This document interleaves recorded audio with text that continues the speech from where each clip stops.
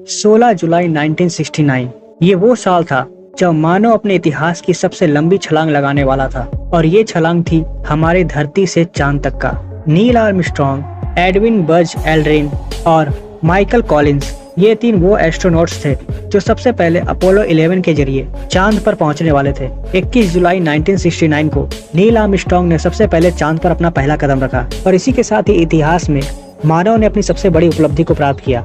मगर आज भी कई लोग मून लैंडिंग को फेक मानते हैं। कॉन्स्पिरेसी थ्योरिस्ट का मानना है कि चांद की लैंडिंग एक फेक लैंडिंग हो सकती है जिसका सेटअप पूरी तरह से अर्थ पर ही किया गया था। इससे रिलेटेड कई तरह के फैक्ट सामने रखे गए हैं। अगर आप इस तस्वीर को जरा ध्यान से देखें, चांद पर ली गई इस तस्वीर में कुछ ऐसा है जिसने कई लोगों का ध्यान अपनी तरफ खींचा। ये तस्वीर तब की है जब सबसे पहले नील आर्मस्ट्रॉन्ग ने चांद पर अपना पहला कदम रखा था और इसमें आप चांद के ऊपर आसमान को साफ साफ देख सकते हैं। मगर इस आसमान में एक बहुत ही अजीब बात है।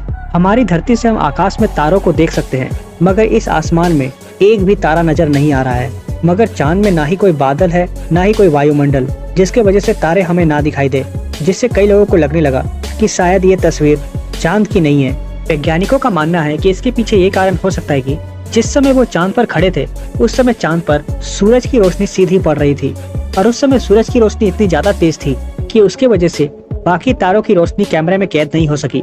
ये कुछ उसी तरह का सीन है जिस तरह से हम धरती पर दिन के समय हम तारों को नहीं देख सकते, क्योंकि दिन के समय वो सभी तारे सूरज की रोशनी से ओझल हो जाते हैं और रात को सिर्फ सूरज के ढलने के बाद ही हम उन्हें देख पाते हैं। तो भले ही चांद पर आकाश काला नजर आ रहा हो मगर चांद पर उस समय दिन का समय था। चांद पर फेक लैंडिंग को लेकर एक और थ्योरी ये है कि चांद पर जब अमेरिका के फ्लैग को गाड़ा गया था तो उस समय वो फ्लैग वेव कर रहा था, यानी कि वो झंडा उसी तरह से लहरा रहा था जिस तरह से कि हवा में कोई कपड़ा लहराता है। मगर ये चीज चांद पर बिल्कुल इम्पॉसिबल है क्योंकि चांद पर हवा है ही नहीं। इसलिए बहुत सारे लोगों को ये भी लगता है कि इस सीन की शूटिंग धरती पर ही कहीं की गई थी, क्योंकि चांद पर पूरी तरह से वैक्यूम है और पूरे वैक्यूम में कोई भी चीज लहरा नहीं सकती। मगर चांद पर बाद में कई तरह के सैटेलाइट भेजे जाने के बाद ये बात गलत साबित हो गई, क्योंकि चांद पर अभी भी उस झंडे को देखा जा सकता है। हालांकि वो झंडा अब पूरी तरह से सफेद हो चुका है, क्योंकि चांद पर सूरज के रेडिएशन को रोकने के लिए कोई वायुमंडल नहीं है, इसलिए सूरज के रेडिएशन की वजह से अब उस झंडे का सारा रंग उतर गया है।